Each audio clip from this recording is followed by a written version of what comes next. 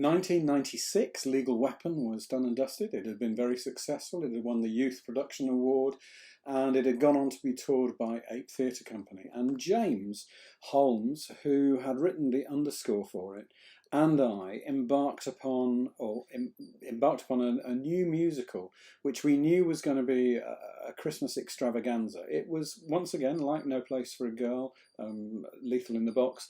It was my attempt and James's attempt to write a hit musical. I wanted to go back to the way I developed Blackout, so I got a group of 3 or 4 people who were more amusing than I was, Michael and Stuart and Lindsay, who came from a kind of background, a Monty Python style background somehow. And we together wrote a play, and it was called, initially, Rudolph's Carrot. That's an early draft of it. It then became The Song That Saved Christmas. And it finally became the most absurd Christmas music, the most absurd promenade Christmas musical in the world ever.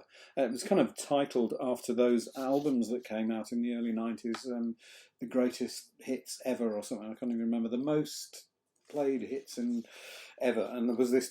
ever thing. So that was our musical. And I'd fallen in love with Monty Python. I think we may well have seen at Edinburgh before. We'd seen a production of Ionesco's The Bald Prima Donna, and I'd absolutely loved that, which is where the absurd bit came from. And we did it. I really wanted to do another Promenade production. So we had Promenade production, and here you can see it's such a lovely way of performing with the audience all around. That's Stupid and Slow, 2 guys who were Michael and Stuart. And then a bit in the corner of the lovely Oaklands Theatre we have with all the seats back, you can see the audience arrange themselves, sat down, and then the people behind kind of stand, so you get a rake, and then the whole thing turns around like we did for King of Elfland. But this was to be much more, I intended it to be much more popular. And we just loved performing it. Some fantastic performers. This was Nicky Chapman, who played the main character, the girl who saved Christmas. And sadly, Nicky was killed later in a horrible car accident. And she gave some awards to OYT, which were given right through until the end of RSCOYT, the Nicky Chapman Awards. And we had some absurd people as well. Matt, who was in Chicken and Legal Weapon, played Andy in Legal Weapon. Matt as the fairy, dressed up with a fantastic costume. We obviously had a very good costume person, though I can't honestly remember, which is dreadful. I can't remember who did them. Perhaps someone will tell me. The kind of John Cleese figure, Barry, who was in Channel of Love. So we managed to retain older people in the youth theatre, which was just wonderful. And then there's Michael, the wonderful Michael, kind of another John Cleese type figure. And we had Babies with Heads who came off. Sarah, who I met again last year. She came to watch a production of Game Over.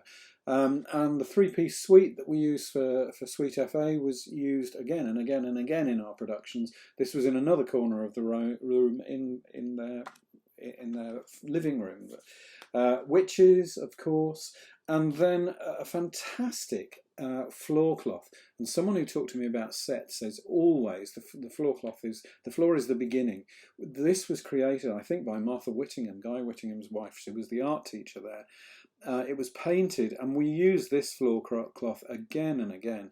It was an absolutely fabulous setting, and it had paths on it, and it was able to create a fantastic atmosphere. And we stole, lock, stock and barrel, the idea of that smoky room that they had in the mystery plays at the National Theatre.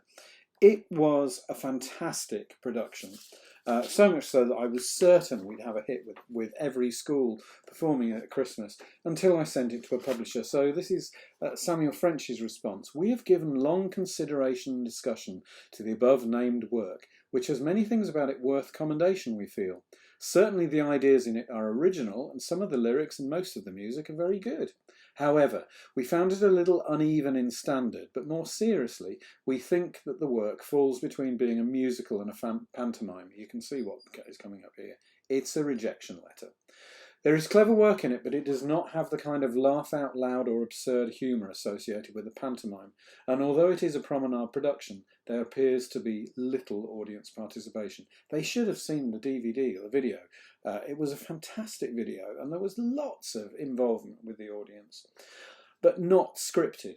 I'm sorry, therefore, that after thinking and talking about this work for some time, we have to reach the conclusion that it is not really strong enough for us to consider as a viable proposition for publication.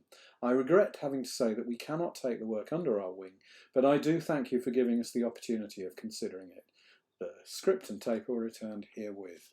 However, it was published by School Play Productions, who very sadly broke last 1 or 2 years ago, and it was performed. And one of the most amazing performances that I remember was a school who decided to make it really absurd and put it on in the summer.